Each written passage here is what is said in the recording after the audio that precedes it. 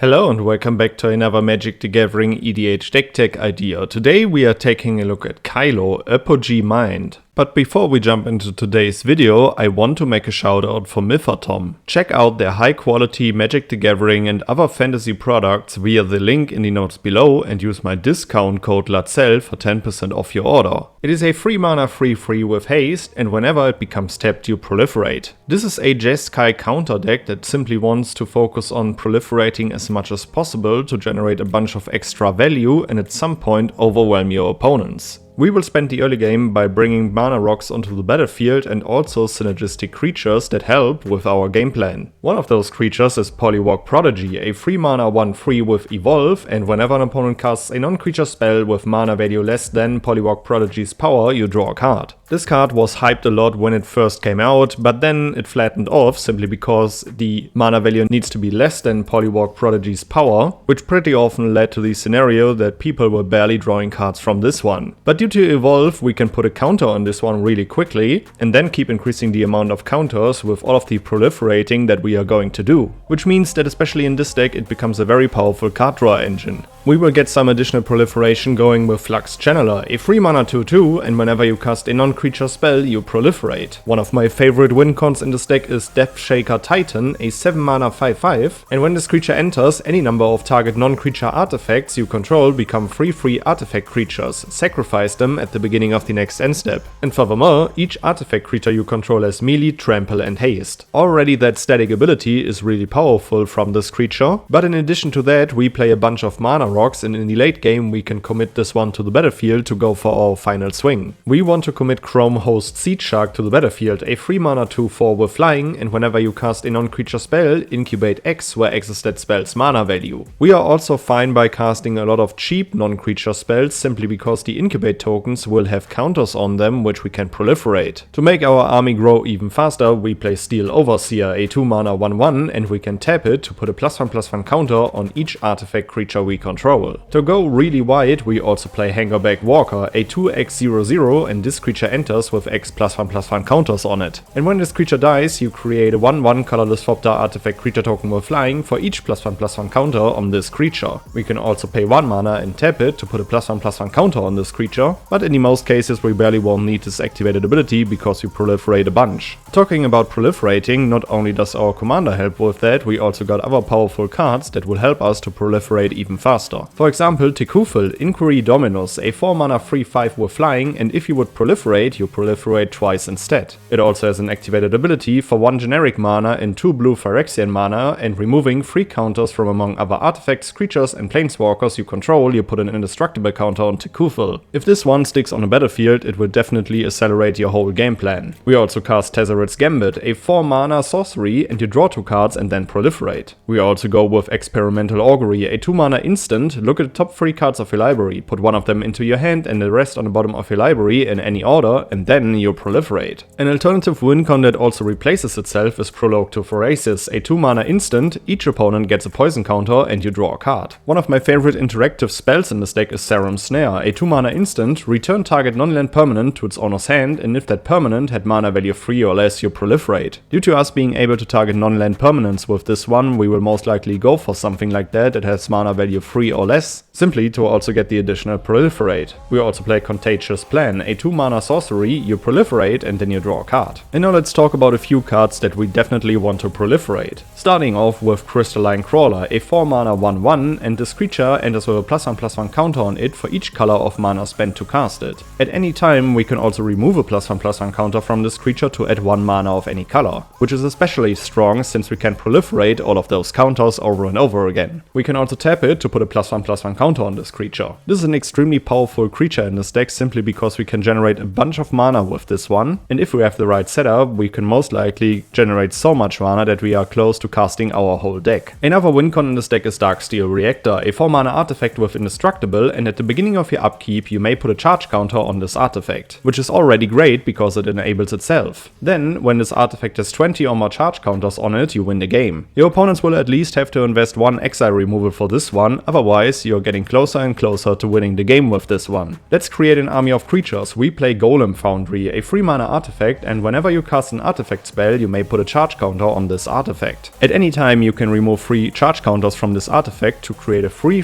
colorless Golem artifact creature token. One of my favorite Wincons in this deck is Threefold Thunderhulk, a 7-mana 0/0, and this creature enters with 3 +1/+1 counters on it, which we can also proliferate. Then whenever it enters or attacks, you create a number of 1/1 colorless gnome artifact creature tokens equal to its power. Furthermore, for 2 mana and sacrificing another artifact, you can put a +1/+1 counter on this creature. We will barely need this activated ability because we can always proliferate those +1/+1 counters and increase our army of 1/1 colorless gnome artifact creature tokens with that in addition. We play Titanforge, a 3-mana artifact, and for 3 mana and tapping it, you can put a charge counter on this artifact. This is a bit more pricey to enable, but you can tap it and remove 3 charge counters from it to create a 9/9 colorless Golem artifact creature token. And one of my favorite cards in this deck is Etched Oracle, a 4-mana 0/0 with Sunburst, which means that this creature enters with a +1/+1 counter on it for each color of mana spent to cast it. At any time, you can pay 1 mana and remove 4 +1/+1 counters from this creature, so target player draws 3 cards. This is a huge card advantage piece in this deck, and you should definitely focus this one. You want to win more? You get it. We play Freed from the Real, a 3-mana enchantment aura, and we can pay 1 mana to tap the enchanted creature, which means that we will enchant our commander with this one, and as soon as it becomes tapped, we can proliferate. Even better is that for 1 mana, we can also untap enchanted creature, which means that if we have a bunch of mana available, we can start a huge chain of tapping and untapping Kylo to proliferate a bunch of times. One of my favorite artifacts in this deck is Energy Chamber, a 2-mana artifact, and at the beginning of your upkeep, choose 1. Put a +1/+1 counter on target artifact or creature, or put a charge counter on target non-creature artifact. For example, with Titanforge, it was a bit more pricey to enable itself, but Energy Chamber allows us to enable a bunch of our artifacts, or simply to pump up our artifact creatures. We play Lux Artillery, a 4-mana artifact, and whenever you cast an artifact creature spell, it gains Sunburst. Even more interesting, at the beginning of your end step, if there are 30 or more counters among artifacts and creatures you control, this artifact deals 10 damage to each opponent, which should be easy for us to enable, especially in a deck that cares a lot about proliferating. We play All Will Be One, a 5-mana enchantment, and whenever you put 1 or more counters on a permanent or player, All Will Be One deals that much damage to target opponent, creature an opponent controls, or planeswalker an opponent controls. This enchantment is another Wincon of ours, simply because we put a bunch of counters on our stuff over and over again, which will either nuke one of our opponents out of the game, or keep the board in check. We play Virtue of Loyalty, a 5-mana enchantment, and at the beginning of your end step, put a +1/+1 counter on each creature you control and untap those creatures, which is extremely powerful because we want to tap and untap Kylo over and over again, and with that also proliferate all of those +1/+1 counters. It also has an adventure side for 2 mana, and an instant adventure, you create a 2/2 White Knight creature token with Vigilance. And last but not least, we play Long Range Sensor, a 3-mana artifact, and whenever you attack a player, put a charge counter on this artifact. For 1 mana and removing 2 charge counters from this artifact, you discover 4, but you can only activate this ability as a sorcery. The strong part about this cover is simply that you are also able to put the card into your hand, so even if you find a counter spell with the discover trigger, you will simply put it into your hand and have protection ready. Alright guys, these were a few cards that I would play in Kylo, Apogee Mind. Let me know which cards you would add to the deck, which legendary creature I should feature next. Make sure to check out my full deck list in the notes below, and then I would say see you in the next one. Goodbye guys.